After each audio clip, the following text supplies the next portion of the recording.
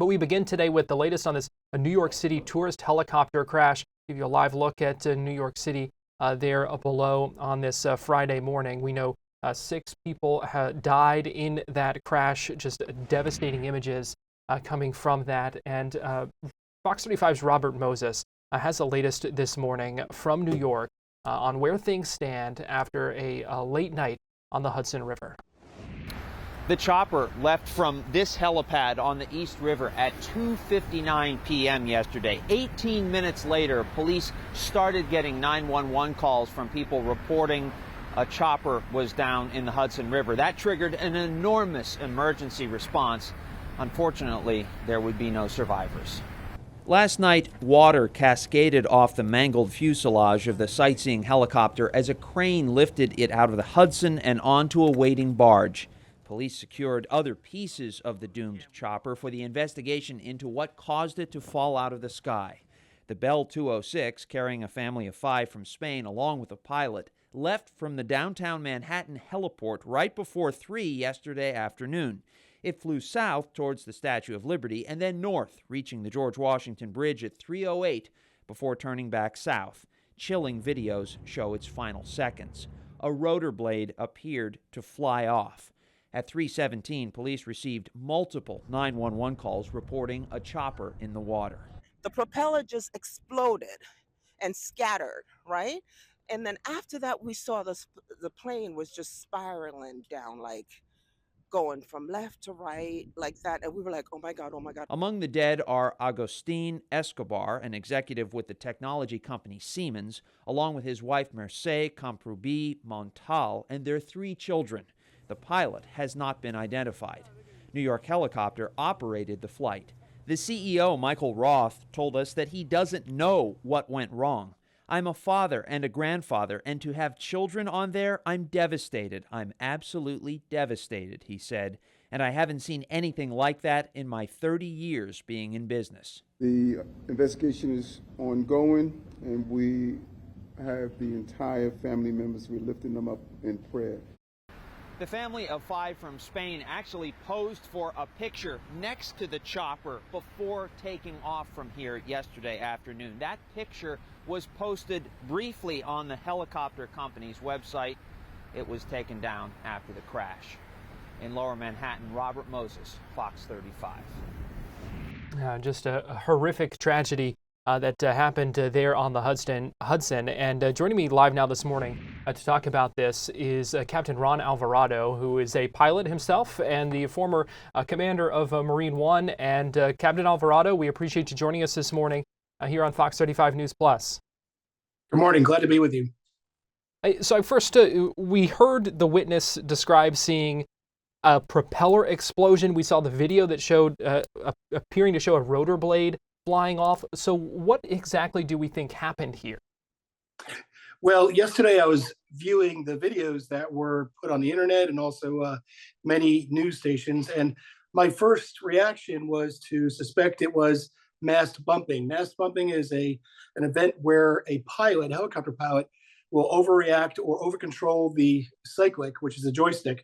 So an abrupt forward motion of the joystick will cause the mast to come in contact with the rotor hub, essentially snapping the rotor system mast, which is holding the rotor system together.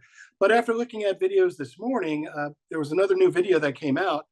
It appears the transmission of the helicopter was still attached to the rotor system. So that leads to, again, don't want to speculate, but it could be some type of mechanical failure when the rotor system departs flight from the fuselage with the transmission intact.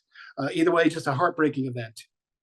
That is absolutely true. And this happened just 18 minutes after it took off. So is that something that could happen, that wouldn't take long to kind of manifest itself? Yes, absolutely. So these type of events that occur, if it's maintenance related, and I've said it before many times on many interviews on TV, there's a series of events that occur that lead up to the actual mishap or the accident. So the NTSB investigators, FAA, they'll be looking at maintenance logs. They'll be looking at the pilot record and also weather. I don't think weather was an issue, but this seems to be a mechanical issue. So these maintenance records will be dissected for sure. Is that the sort of issue that regular maintenance and checks on aircraft like this are supposed to catch or would be able to recognize and notice? Absolutely. So the maintenance department that looks after these helicopters and the health of the helicopter, they have checklists. They have a series of inspections that they need to follow per FAR regulations, Federal Aviation regulations. So if they're following the rules of maintaining this aircraft properly, events like this shouldn't occur. But again, I don't want to speculate, but based upon what I've seen, it doesn't look like it's mast bumping, where that more than likely is pilot error. This seems to be a maintenance type of issue, especially again when the fuselage is departed from the transmission and the rotor system, and the tail boom was cut in half by the rotor blades as they departed the aircraft. What is it? What does that maintenance look like? You talked about federal regulations for it. What does that look like, and what all does that entail?